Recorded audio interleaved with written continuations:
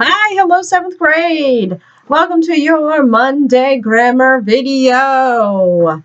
Goodness gracious. I can't believe how time has gone. The weeks seem to last forever, but now when I look back at it and I think about how long we've been doing this for, it's like, okay, you know what? We can get this. We're about halfway through. Hopefully we'll get to be back in school in May. We'll see. I've been praying for it. Because I miss you guys. I miss class. I don't like doing school this way. Um, yeah, I miss it. I miss you guys. I miss your smiling faces and even your cranky attitudes. Sometimes, I mean, it's not like I have any lacking cranky attitudes here at my house, but anyways, I miss talking to you and having that daily interaction, and I'm sure you do too. And you probably miss your friends. And I know my son Ace is having a really hard time because he doesn't like being cooped up. I mean, he can go out and play in the yard, but it's just not the same. It's just not the same as seeing your friends and talking to your friends. And I get that. But we're going to make it through. We're doing okay. We're going to get through this week. We just have 3 days this week, and then we have a little bit of a break, and then just a few more weeks, and then hopefully in May, Lord willing, we'll all be back together. So today what I want to do is go over your grammar pages. So please get out the pages that were assigned to you.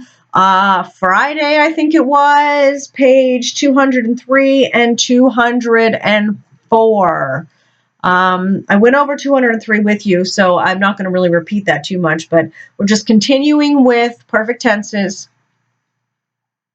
And remembering that a perfect tense takes place over a period of time, and then we're going to move on to irregular verbs, which is one of those weird, wacky things about English that everybody just loves. So let's look at page 204. I want to go over the answers with you. I want you to check. If you find that you have missed a bunch of questions, then you need to go back to previous lesson, watch the videos on those, especially the YouTube videos. Watch my videos where I go over and sort of explain perfect tenses and go over the answers. If you're still really, really struggling, then you need to reach out to me, please, and let me know, okay? All right, so here we're underlining twice the complete verb, and then they want us to write whether it is present, past, or future, and they're all perfect, so you don't have to decide if it's perfect or not. All you have to do is decide if it's present, past, or future, and remember the clue there is in the helper. And also, if you think about the timing of the sentence, there's oftentimes clue words within the sentence too, adverbs that'll give you clues. And I almost just dumped my water, so I'm going to move it. Okay. So number 1, soon our world will have enjoyed more than 2 centuries of train travel. The verb phrase is will have enjoyed. And your biggest clue is the will, but also the soon, and lets you know that it is future perfect tense. Number 2, for years, trains have provided dependable all-weather transportation. Your clue is have, and also 4 years. Still continuing, started a long time ago. This is present perfect. Number 3, the British had applied steam-powered trains by 1825. Your clue is had, and also 1825. Those clues let us know that it is past perfect. Number 4, before long, engineers had created a comfortable passenger train. Again, we have the had, and before long lets us know that it's over. That is past perfect tense. Number 5, dependable long-distance transportation has unified our nation. Has is our clue. That means it's present perfect. Number 6, by Friday, we will have finished our reports about transportation. By next Friday is a clue, and also the will, letting us know that it is future perfect tense. Now, in this next section, you had to put the verbs in the correct form according to what they asked for in parentheses. So number 7 should read, Joey had purchased his train ticket before lunchtime yesterday. Number 8 should read, he will have arrived at our house by 4 o'clock tomorrow. Number 9 should read, I hope he has remembered his baseball glove. Number 10 should read, by the time he left last year, he had rejoiced. No, I said, where did rejoiced come from? Okay, anyways, try that again. Number 10, by the time he left last year, he had joined the baseball team.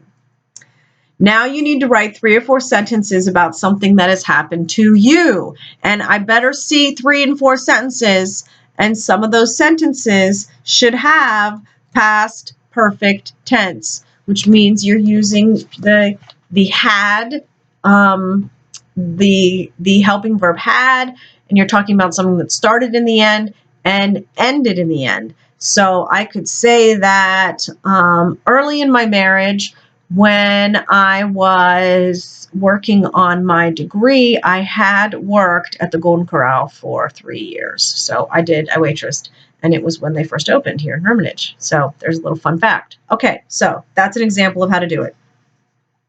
So let's look at page 205 now. Irregular verbs. Irregular verbs are one of those things that drives people crazy when they're trying to learn English, and it makes English look really silly because they don't follow the rules, and they're not easy. And there's really no easy way to learn them except to just memorize and become as familiar with them as possible. These are verbs that the past participle is spelled differently than the present. In some cases, it's spelled the same.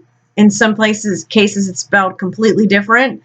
At no point do you just add an ed. You always have to change the spelling in some way. So what you're going to have to do, look over this blue box, read the chart, because those are the verbs that are going to be on the page. So you need to familiarize yourself with those words. So read it over a couple of times, not just once, so that you kind of get a hang on it. Now, when you're reading it and you come across ones that you already know, then maybe mark them and focus on trying to study and learn the ones that you don't already know. Because there's no easy way besides memorizing to learn these irregular verbs, unfortunately. That's just kind of the way it is.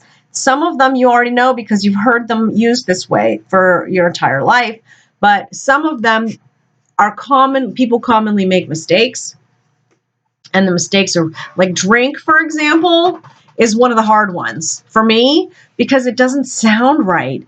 When it goes drink, drank, and then have, has, or had drunk. You want it to be had drank, but it's really had drunk. And that's one of the ones where people have a lot of trouble with. So you need to just sort of, keep that in mind. Run is another one that people struggle with. Run, ran, has run. It's not has ran, it's has run. And some people have a hard time with that, with those sort of things. But study it, look at it, try and get it down in your head so that you can complete the assignments. Now, it's okay for you to flip your paper over while you're working with it and look at the chart. You don't have to have these memorized today. Just look at the chart. Look at the chart if you don't remember them and try to learn them, okay? Because that's the only way it is. So let's look at the guided practice on page 205. Number 1, first they want you to, let me read the directions. Underline twice the complete verb in each sentence. Write the tense of each verb, past, present, future, present perfect, past perfect, or future perfect. So you have to actually decide if it's perfect as well. So remember, in perfect tense, you're going to have that one of those helpers, and it takes place over a period of time, whereas something that is not perfect most likely is not going to have those helpers, and it just happens in one period of time, okay? So number 1, by tonight we will have been on the road for 10 hours. Will have been is your verb phrase. And this one I think is kind of easy because of the will. That's a dead giveaway for future tense. And then the have is a dead giveaway of perfect tense. So you know that it is future perfect. Also, by tonight is a clue because it's happening now. It's going to end in the future, which is tonight. Number 2, we have found much traffic congestion. Have found is your verb phrase, and your clue is have. That lets us know that it is present perfect. Number 3, mass transportation is vital for city dwelling. Your verb here is. It's just is, which is present tense. Then in this next section, you're writing a C if the underlined verb is correct, and an I if it is incorrect. And if it's incorrect, they want you to write the correct one. So number 4, cable cars had drove on steam before electricity. Now, it sort of sounds right, but it's in fact wrong. The verb phrase should be had driven. Number 5, electric streetcars have caught the imagination of tourists. That one is correct. So now what you're going to do is you're going to complete the exercises on page 206. And it's okay if you need to sort of flip back and forth and look at that chart. Try to get yourself as familiar with that as you possibly can, okay? And I look forward to seeing these in my email. And don't forget to do that apply and write. All right, I'll see you again soon. Bye.